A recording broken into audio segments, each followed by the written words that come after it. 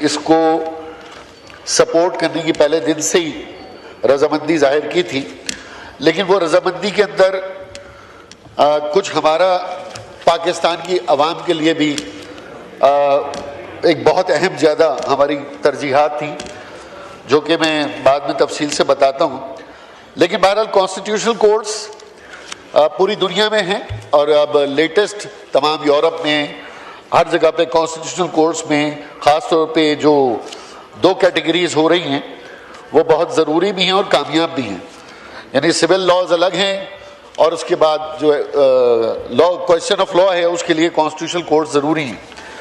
لیکن اس میں یہ بھی ہے کہ امپورٹنٹ چیز یہ کہ اب تک جو عدالتی نظام ہمارا رہا ہے، اس عدالتی نظام میں مزید بہتری کی ہماری جوڈیشل کمیشن کیا کوشش کرتا ہے، اس رولز آف بزنس میں کیا امپروومنٹ آتی ہے، وہ سب سے امپورٹنٹ۔ کانسٹیٹیوشنل کوڈ بنانا مسئلہ نہیں ہے، کانسٹیٹیوشنل کوڈ میں ایک عام آدمی کوشچن آف لا لے کر جائے تو اس کا عام آدمی کی رسائی وہ ناممکن میں سے۔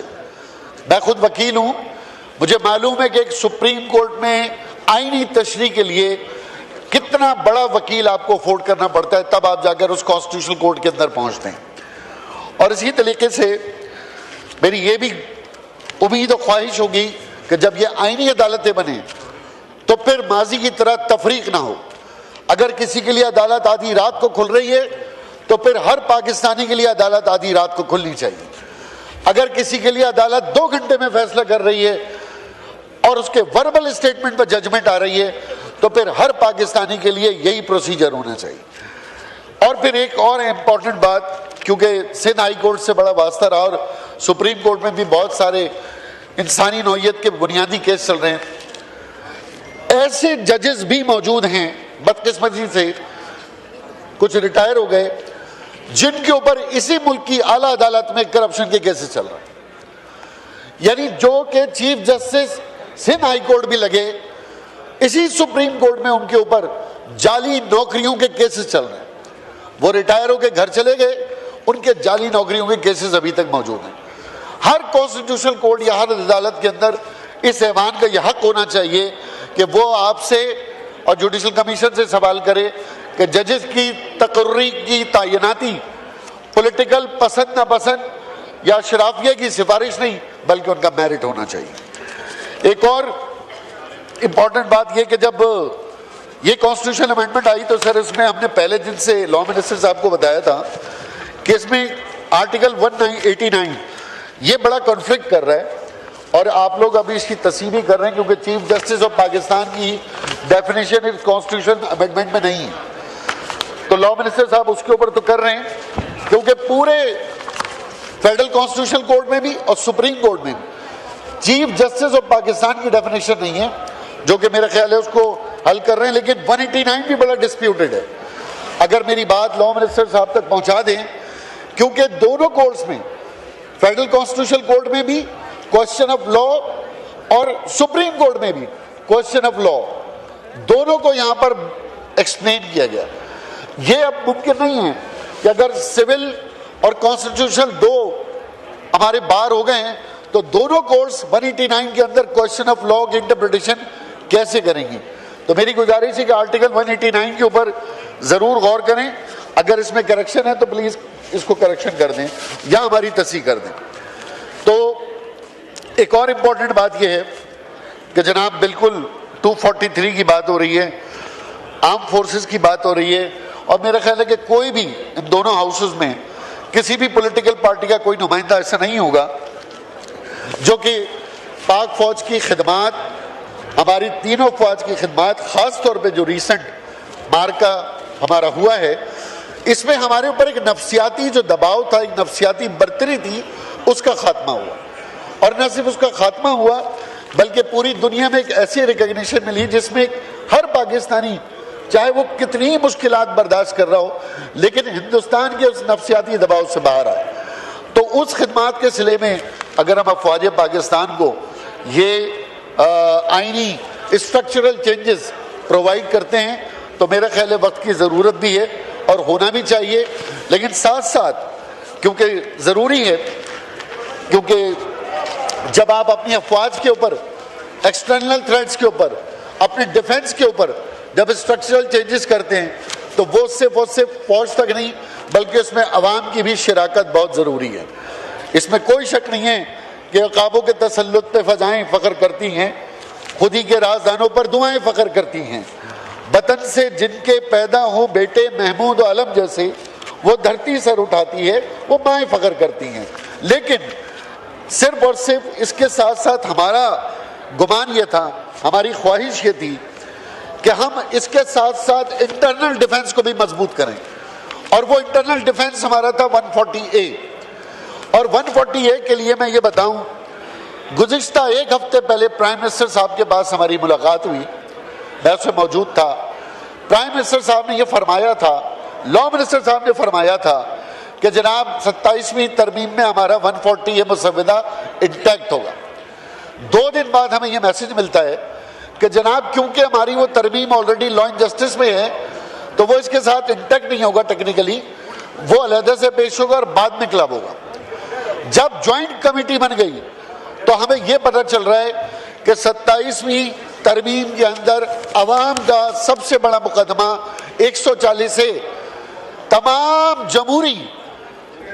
جمہوری جماعتوں کی مرضی سے اسے نکال دیا گیا ہے اور ہمیں 28ویں ترمیم کے پیچھے لگا دیا گیا۔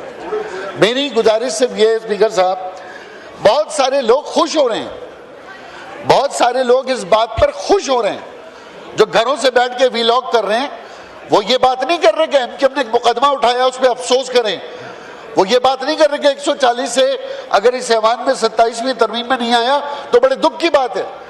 وہ تو اس بات پہ خوشی کے شادیانے بجا رہے ہیں کہ چلو اچھا ہوا، غریب کی جو تھوڑی بہت سنوائی تھی اس کا بیڑا غرق ہوا اور ایم کیو ایم ناکام ہو گئی، اور سارا کا سارا کریڈٹ ہمیں مل رہا ہے، جبکہ سارا کا سارا کریڈٹ 140A کی ناکامی کا اس ایوان کے اوپر ہے، سینٹ کے اوپر ہے، نیشنل اسمبلی کے اوپر ہے، اور ایم کیو ایم نے اپنا فرض بخوبی ادا کیا، اپنا حق ادا کیا۔ میں کچھ ریفرنس دینا چاہ رہا ہوں، یہ میرے ہاتھ میں چارٹر آف ڈیموکریسی ہے۔ سر یہ چارٹر آف ڈیموکریسی 14 مئی 2006 یہ جب سائن ہوا تھا، جس میں سوائے ایم کیو ایم کے سب نے سائن کیا تھا، اور اس کے بعد تو خیر بہت سے لوگوں کو ایم کیو ایم کی ضرورت پڑی گئی، تمام جماعتوں کو۔ اس چارٹر آف ڈیموکریسی کے اندر 19 سال ہو گئے اس کو، 19 سال اس چارٹر آف ڈیموکریسی کے اندر بہت ساری باتیں منوا لی گئیں، 18ویں ترمیم منوا لی گئی، NFC ایوارڈ منوا لیا گیا، لیکن اس کے اندر جو ایک چیز تھی، جو حکومت کی مرضی تھی، جو سیاسی جماعتوں کی مرضی تھی، وہ تو منوا لی گئی، لیکن اس کے اندر ایک آرٹیکل ہے 29 اور 30۔ یہ چارٹر آف ڈیموکریسی ہے میرے ہاتھ میں، اور اس میں یہ لکھا ہے local bodies election will be held within 3 months of the holding of general election۔ ایک یہ 30 پوائنٹ ہے the concerned election authority shall suspend and appoint neutral administrator for all local bodies from the date of formation of caretaker government for holding of general election till elections are held۔ اور اس کا آخری point ہے جو میں آپ کے سامنے گوش گزار کرنا چاہتا ہوں، کیونکہ بڑا مقدس ڈاکیومنٹ ہے یہ charter of democracy. Point number 10 charter of democracy کا، local bodies election will be held on the party basis through provincial election commission in respective provinces and یاد سنیے گا اسپیکر صاحب، constitutional protection will be given to the local bodies to make them autonomous answerable۔ 19 سال ہو گئے اس charter of democracy کو، اس دھوکے کو 19 سال ہو گئے، اور اسی کا لکھا ہوا، کیونکہ اس کا تعلق براہ راست عوام سے، اس کا تعلق براہ راست عوام کی طاقت سے، تو پھر جو اپنی بات سے سر ہم کو مکرنا پڑ جائے، ایسے جینے سے تو بہتر ہے مرنا پڑ جائے۔ میں تو اس کے بعد یہ بھی گزارش کروں گا کہ اس ملک کے اندر چاہے نیشنل ایکشن پلان ہو، نیشنل فوڈ سیکیورٹی ہو، یا اس کے علاوہ جتنے بھی آپ کے انٹرنل ہو، 140A کے بغیر پاکستان کا اندرونی ڈیفنس وہ مکمل نہیں، اور اس کی مخالفت کرنے والے بظاہر تو جمہوری سارے کے سارے یہاں چیمپئن ہیں، لیکن اس کی مخالفت کرنے والے در حقیقت 24 کروڑ عوام، 25 کروڑ عوام مائنس 2% مراد جاتا طبقہ ان کے خلاف ہے۔ میں پھر ماضی کی 2-3 باتیں کر کے اپنی نشست لوں گا کہ سر کتنے نعرے ہمیں چاہیے اور ہم کتنی باتیں عوام کو دیں گے. ہم نیا پاکستان بنا رہے تھے, پرانا تول کے بیچ رہے تھے. پھر پرانا پاکستان جب آ گیا تو کہنے لگے قائد اعظم کا پاکستان. 18ویں ترمیم آ گئی تو اپنا پاکستان. اور اس کے بعد ہم نے یہ کہا مضبوط صوبے مضبوط وفاق کی علامت ہوں گے. ماشاءاللہ آج مضبوط صوبے وفاق تو علامت ہی رہ گیا خالی, اور آج مضبوط صوبے ایک علیحدہ ریاست کی شکل بن چکے ہیں. اب صوبے میں 18ویں ترمیم اور NFC کے بعد چاروں صوبوں کو اپنا آئین چاہیے.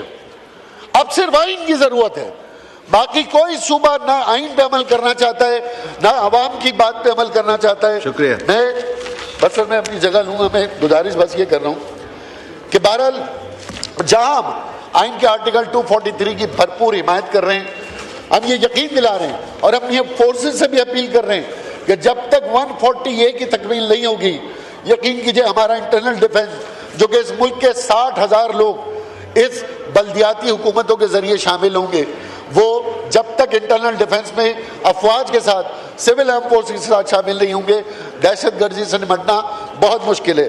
لاسٹ سر میری گزارش یہ بھی ہے کہ لوکل گورنمنٹ سر جمہوریت کی نرسری ہے, ساری باتیں ہم نے کر لی, لیکن ہمارے چاروں صوبوں میں اس نرسری میں جو بچے پیدا ہو رہے ہیں وہ مر رہے ہیں.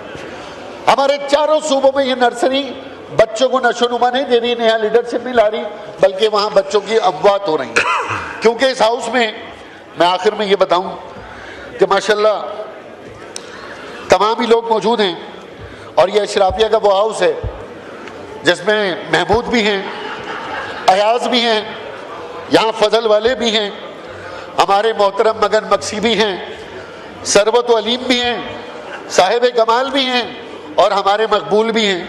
ہم سب کو یہ علم ہے کہ زر کے بغیر, ہم سب کو یہ بھی علم ہے کہ زر کے بغیر نہ دین ہے نہ دنیا داری ہے, اور اسی طرح زر اور دنیا داری بھی ہے. تو میں صرف یہی گزارش کروں گا کہ یہ اشرافیہ وائنڈ اپ کریں پلیز. ہم نے اس اشرافیہ نے تو اپنے رابطے بنا لیے, لیکن ہم نے کوشش کی کہ ہم عوام کے لیے راستے بنائیں, اور وہ راستے بنانے کی کوشش ہماری 140A تھی, جو کہ غریب متوسط طبقے کو جمہوریت کا حسن بتانے کا جو ہم نے ٹھیکہ لیا ہوا ہے, وہ آج اس ہاؤس کے اندر سے مسترد ہو رہا ہے. آخر میں سر سعادت حسن منٹو نے کہا تھا کہ جیل کا کیا حال ہے. کسی سے پوچھا کہ جیل کا کیا حال ہے تو کہنے لگے جو ملک کا حال ہے. تو کہنے ملک کا کیا حال ہے, تو کہنے لگے بھائی فراڈیا جو جیل میں ہے فراڈی اذان دے دیتا ہے, قاتل امامت کرا لیتا ہے, اور چور ڈاکو سارے پیچھے نماز پڑھ لیتے ہیں. اب اس کو ملک سے یہ کہا کہ ہمارا بھی کچھ حال جیل سے ملک کا نہیں ہے. سعادت حسن منٹو سے اس کی تجزیہ بالکل ایسے ہی ہے. صدر پاکستان پیپلز پارٹی. شکریہ. بس اب وائنڈ اپ ہو گیا نا, بس اب اوروں کو موقع, آپ کو موقع دیا, وائنڈ اپ کریں. نہیں, 5 لوگوں نے بات کی ہے, آپ ادھر ٹائم نکالیں. آپ نے کتنوں نے کانسٹیٹیوشن میں تقریر کی ہے, تو میری گزارش یہ ہے کہ اب سب اس میں شامل ہیں. میں کسی کے اس پہ تنقید نہیں کر رہا, میں صرف جمہوریت کی مثال دے رہا ہوں کہ ایک صوبہ پاکستان. پلیز وائنڈ اپ کریں. سر وائنڈ اپ تب ہوگا جب میں گفتگو کروں گا. میری گزارش ہے نا. بہرحال ٹھیک ہے, میں اب اپنی نشست لیتا ہوں, لیکن میں صرف ایک آخری بات یہ کر رہا ہوں. یہ 3 معاہدے میرے پاس ہیں. باہر نکل جائیں گے, نہیں کریں گے تو نہیں, باہر تو نکل سکتے ہیں, یہ تو مسئلہ نہیں ہے. تو اسپیکر صاحب کی ذمہ داری ہوگی ہمارے باہر نکلنا. بس یہ 3 معاہدے میرے پاس ہیں. یہ ایک PTI کا معاہدہ ہے, یہ PTI کے دوستوں کو دکھا رہا ہوں میں. یہ 13 رکنی معاہدہ ہے جس پہ صدر پاکستان آپ کے اور ہماری طرف سے فیصل سزواری, اس میں 140A کا آپ نے ہم سے پرومس کیا تھا. آپ وہ کانسٹیٹیوشن امینڈمنٹ پڑھ لیں, آپ اس کو پڑھیں جس پہ آپ نے 3.5 سال عمل نہیں کیا. یہ ایک اور معاہدہ ہے میرے پاس, یہ PMLN سے ہم نے کیا تھا, جس پہ ایاز صاحب کے جس پہ احسن اقبال صاحب کے دستخط ہے. اس پہ بھی 140A کی ہم نے مکمل بحالی کی بات کی تھی. تو اس کا بھی میرا خیال ہے کوئی فائدہ نہیں ہے. یہ ایک اور آخری معاہدہ ہے سر, یہ ایک اور آخری معاہدہ ہے.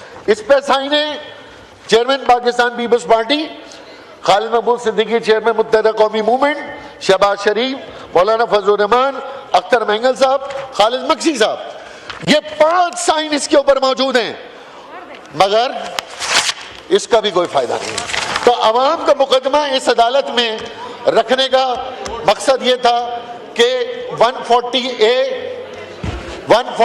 کو لازمی شامل کریں۔ یہ جو تحریریں باقی اس ترمیم کی مکمل حمایت کے ساتھ، یہ دکھ آپ کو بیان کر کے میں تشریف رکھا ہوں، بیٹھ رہا ہوں کہ اس عوام کے لیے جو متحدہ قومی ملک پاکستان جو وعدے، جو وعید آپ نے ہمیں دیے تھے، وہ ہم نے عوام تک پہنچائے۔ آج اس کا قصور یہ ایوان ایم کیو نہیں ہے۔ بہت بہت شکریہ۔ جناب فتح اللہ خان صاحب۔